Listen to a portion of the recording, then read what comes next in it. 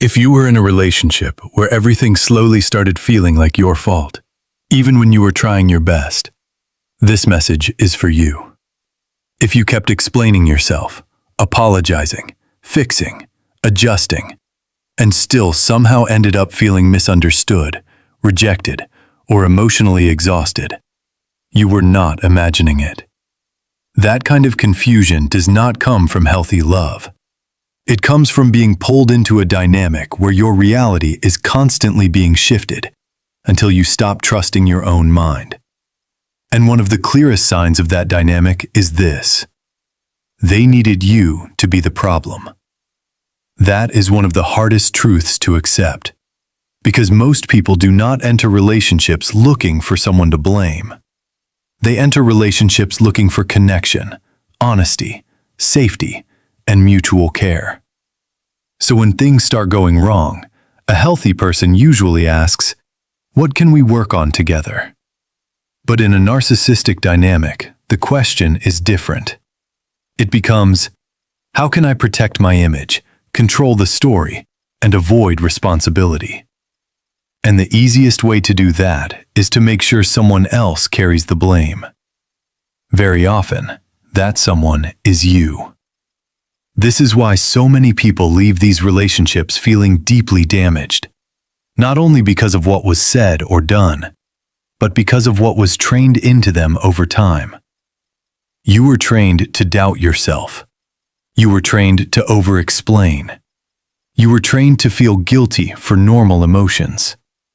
You were trained to believe that if you could just say it the right way, stay calm enough, love enough, tolerate enough, or sacrifice enough, the relationship would finally become stable. But the instability was never there because you were failing. It was there because the relationship depended on imbalance. A narcissistic person often needs a psychological role more than they need genuine intimacy.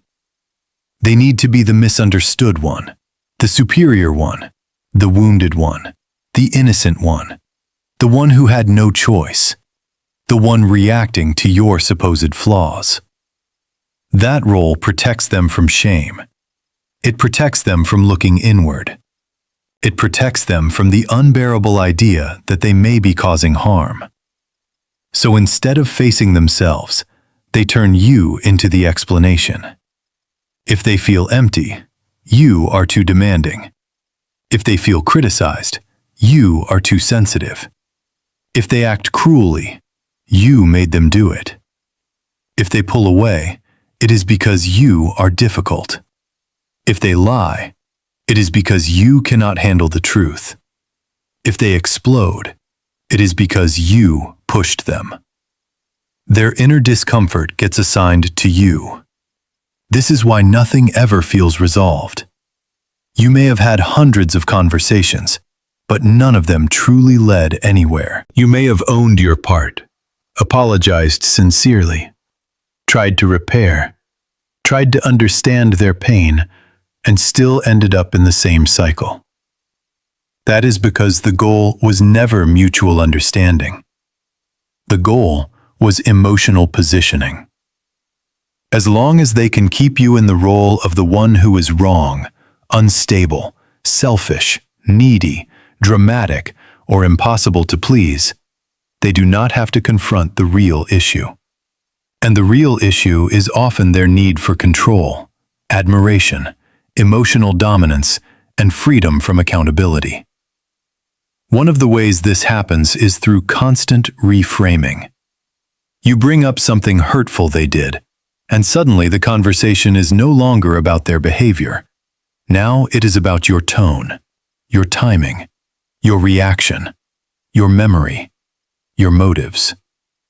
You could walk into that conversation with one clear concern, and walk out feeling like the entire relationship problem is your emotional response to being mistreated.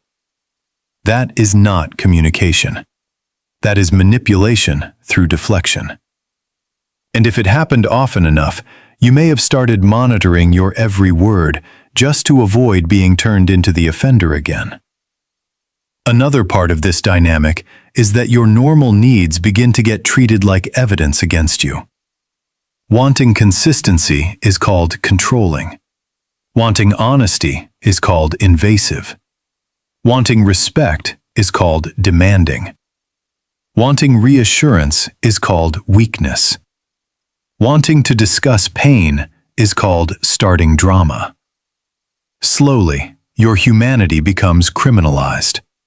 You begin to feel ashamed of basic relational needs because those needs interfere with their comfort and control. And when a person repeatedly shames you for having emotions, boundaries, or questions, they are not helping you grow. They are training you to become easier to dominate. This also explains why they may have seemed strangely energized by conflict, but deeply resistant to clarity. Clarity ends the game. Clarity exposes patterns. Clarity names what is happening. Conflict, on the other hand, keeps you emotionally activated and easier to manage. When you are confused, you stay engaged. When you are trying to prove your intentions, you stay focused on them. When you are overwhelmed and guilty, you become more likely to tolerate what should never have been acceptable. So, the chaos is not always accidental. Sometimes it functions as a tool, not always planned in a cold, calculated way, but deeply useful to their emotional system. If you are busy defending yourself, they do not have to face themselves. This is where many people get stuck, because they keep looking for the moment the narcissistic person will suddenly understand. They believe that if the pain were explained clearly enough, the cruelty would stop.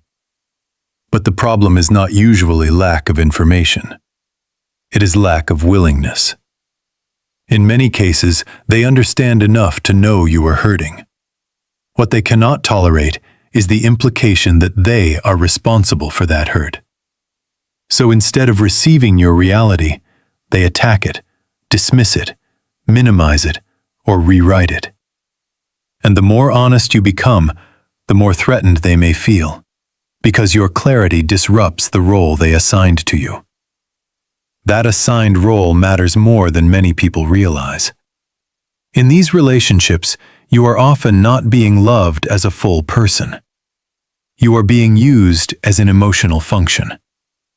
You may be the caretaker, the rescuer, the admirer, the absorber of blame, the one who stabilizes the household, the one who chases after disconnection, the one who keeps forgiving, the one who keeps hoping.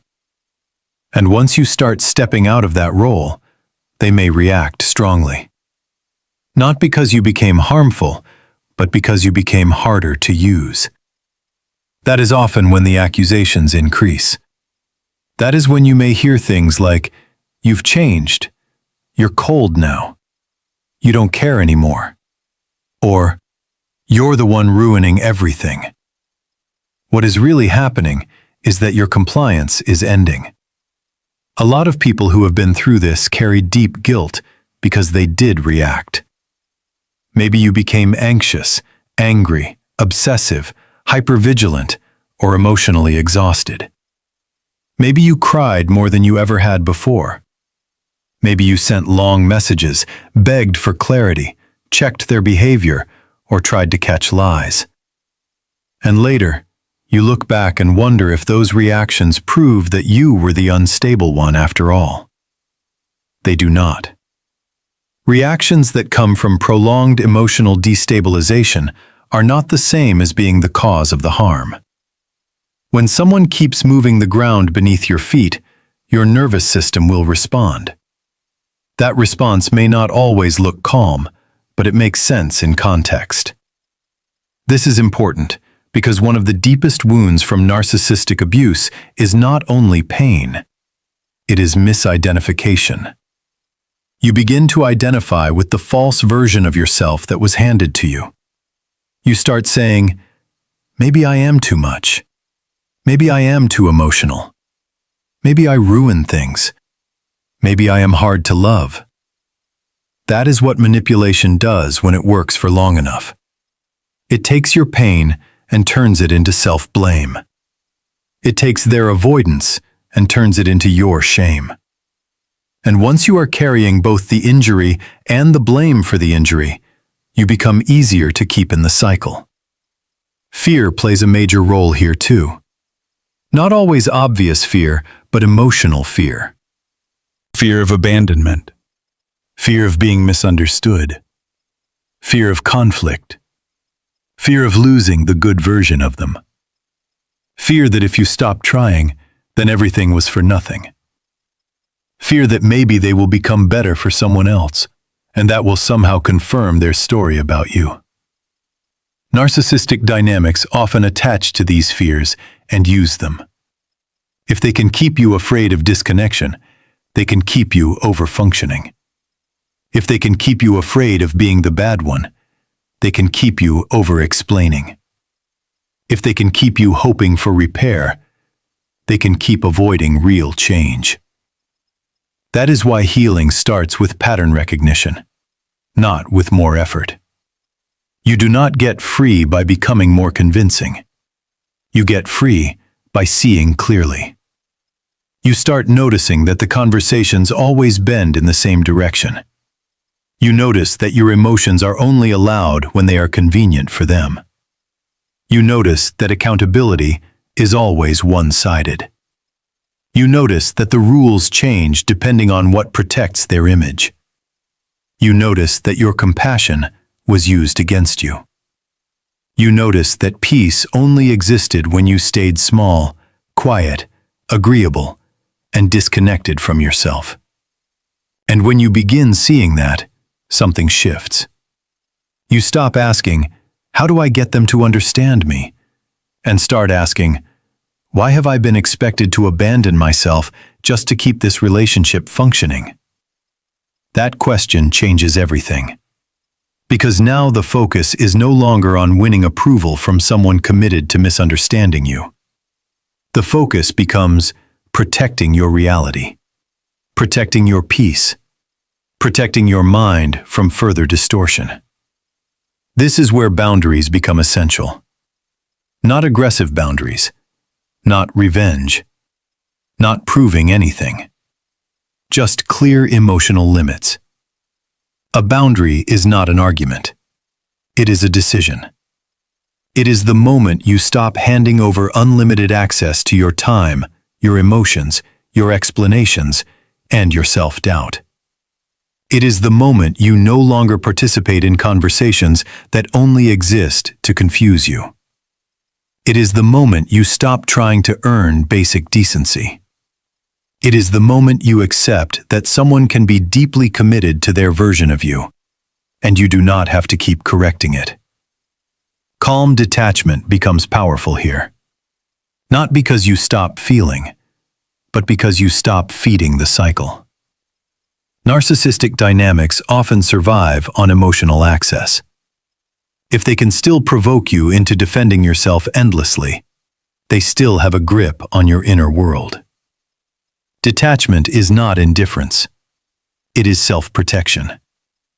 It is the ability to say, internally and sometimes externally, "I do not need to prove my innocence to someone invested in my guilt."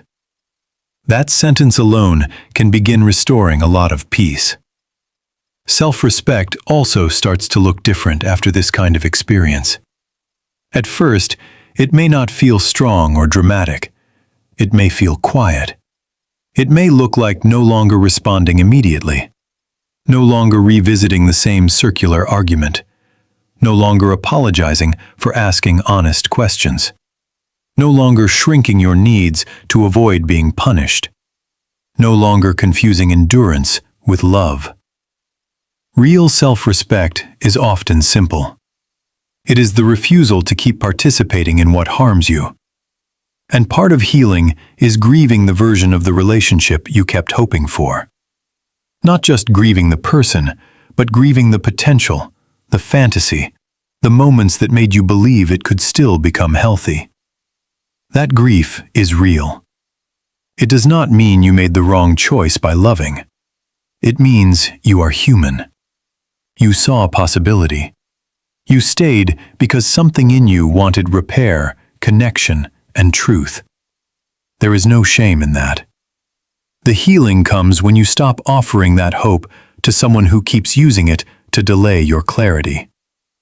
You may also have to relearn what a healthy relationship even feels like, because chaos can start to feel normal after a while. In healthy love, your pain is not treated like an inconvenience. Your questions are not automatically attacks. Your boundaries are not punished. Your needs are not mocked. You do not have to become less real to be accepted.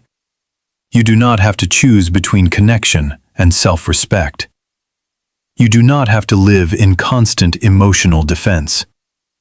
Peace is not supposed to feel unfamiliar, but after manipulation, it often does. Give yourself time to trust it again. If you are in the stage where you are still replaying everything, still hearing their accusations in your head, still wondering whether it really was that bad, remember this. Confusion is often one of the strongest signs that something damaging was happening. Healthy accountability may sting, but it brings clarity. Manipulation creates fog. It leaves you mentally spinning. It keeps you analyzing details while missing the pattern. So if you are exhausted from trying to sort out what happened, step back from the individual incidents and look at the emotional outcome. Did you feel safer over time or smaller? Did you feel more respected or more erased? Did you feel more grounded or more confused? That tells you a lot. And if they made you the problem, that does not mean you were the problem.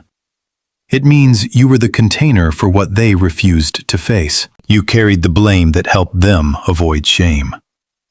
You carried the confusion that protected their control. You carried the emotional labor that kept the relationship going long after it stopped being mutual. That was never your role to hold, and you do not have to keep holding it now. There is peace on the other side of this, but it usually begins in a very unglamorous way. It begins when you stop arguing with reality. It begins when you believe your own exhaustion. It begins when you trust the pattern more than the occasional apology, the temporary softness, or the brief return of hope. It begins when you stop calling your suffering love. It begins when you stop making yourself responsible for someone else's refusal to be honest. Healing does not require you to hate them. It does not require revenge. It does not even require perfect closure from them. A lot of the closure will come from what you finally understand. You understand why you felt so drained. You understand why nothing you said seemed to land. You understand why you kept ending up in the same emotional place. And with that understanding comes a different kind of strength. Not loud strength, not performative strength. Just steady, grounded strength. You get to move forward without carrying their version of you. You get to rebuild your self-trust. You get to feel your feelings without calling them weakness. You get to have standards without calling them selfishness. You get to protect your peace without explaining it to people who benefit from disturbing it. You get to return to yourself. And maybe that is the deepest healing of all. Not proving that you were good enough. Not finally being seen by the person who refused to see you clearly. But seeing yourself clearly again. Knowing that your confusion had a cause. Knowing that your pain made sense. Knowing that your heart was not the problem. Knowing that your need for honesty, care, and emotional safety was never too much. It was simply too inconvenient for someone who needed you to stay in the role of the problem. You are allowed to step out of that role now. You are allowed to stop defending yourself against false stories. You are allowed to choose peace over confusion, truth over attachment, and self-respect over emotional survival. And if you are doing that now, even slowly, even imperfectly, you are already healing. You are already breaking the pattern. You are already moving closer to a life where love does not require self-betrayal. That life is still yours. And the more clearly you see what happened, the less power it has to define you. What they needed you to be is not who you are. Who you are is still here, underneath the guilt, underneath the exhaustion, underneath the conditioning. And as you keep choosing clarity, boundaries, and peace, that version of you becomes stronger again. Not harder, not colder, just more whole, just more free.